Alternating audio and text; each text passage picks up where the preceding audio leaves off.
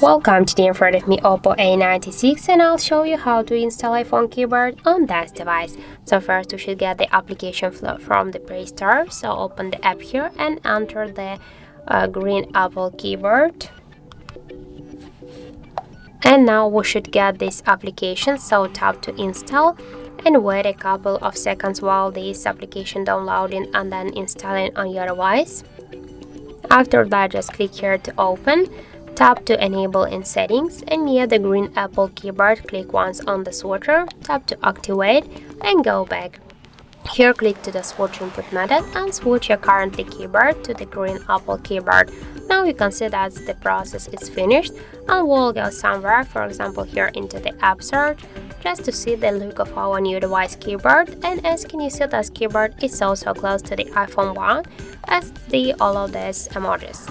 So as can you see, that's really simple. And thank you for watching, and if you found this video helpful, don't forget to leave a like, comment and to subscribe our channel.